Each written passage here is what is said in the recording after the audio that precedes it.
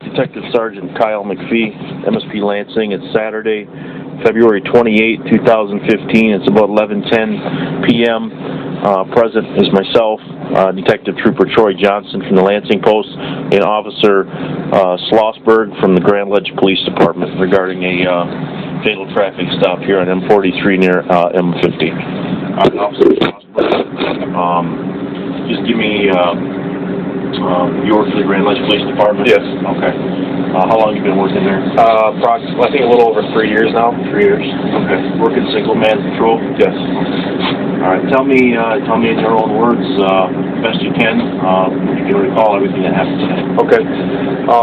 I heard Sergeant Frost make a traffic stop on Grand Ledge Highway near Cochrane.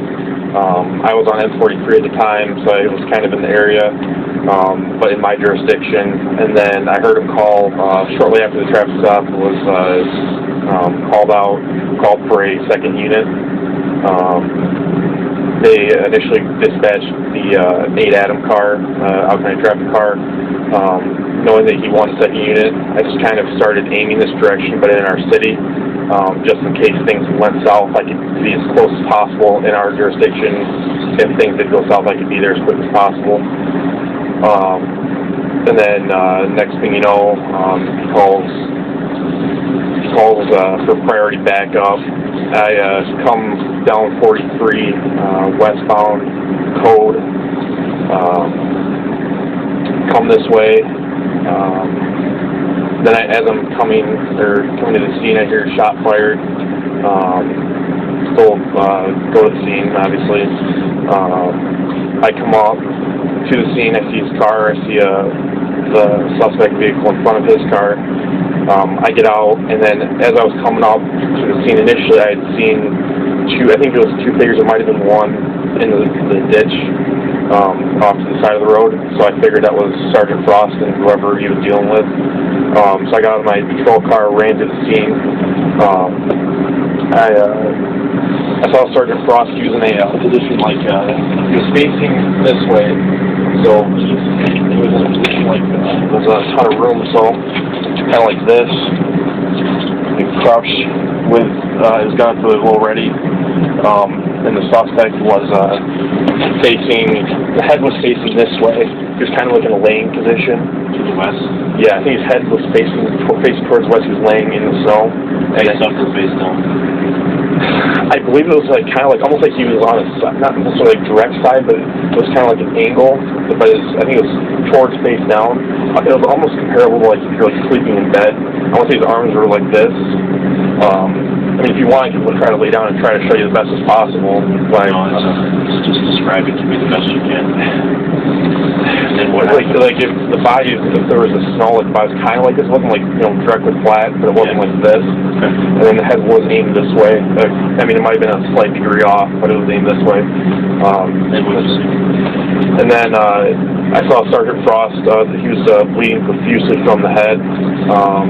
I noticed that his uniform was covered in blood. I noticed that his gun had blood on it, and I believe maybe there were some bits, maybe I'm thinking maybe organ bits or something skin, but there was chunks on the gun too.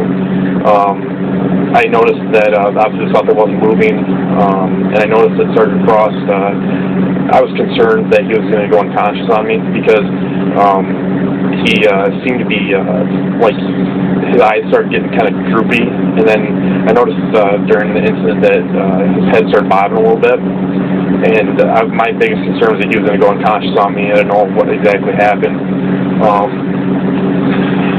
He was shell-shocked from it. I think I want to say he made a comment like he had to do it or something to that effect, and that the guy was wailing on him. And for some reason, I want to say that he said that he would see a weapon or something like that. I could be wrong with that though. But I had my hand on his shoulder, just told him to stay with me. And once I kind of processed the scene to figure out what was going on, I told him I needed to secure the guy. So I asked him. I think I asked him, or I told him to cover me, and went to the suspect. Handcuffed him with my handcuffs. He was dead weight at that point. I think he was deceased at that point. Once I got, I mean, it was complete dead weight. There was nothing, no resistance or anything. And then. So did you get your handcuffs on them? Yeah. Okay, so those are still on then? No, the EMS had us take them off while they. Okay. I got the handcuffs if you want them. No, you took them off. Yeah. EMS wanted you to take them off. Yeah. I got here. Yep. And so, anyways, so we're down in the ditch. I noticed that there was taser probes in the suspect. Or I saw the taser lines. I don't know if they necessarily made the connection, but I saw them leading up to the suspect. I'm trying to think here. Just kind of slowing down a little bit. Right.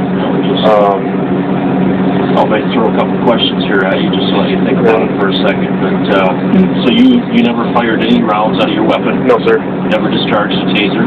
No, sir. Did you have to use any other kind of force on the suspect at all? My gun was out when I was crouched next to Sergeant Frost. Yeah, drawn down because I figured. I mean, I didn't really count him as in the fight right now just because I thought we were gonna, he was gonna go unconscious or something like that. Yeah. So I had my gun out until I handcuffed him. Okay. All right. And then you got.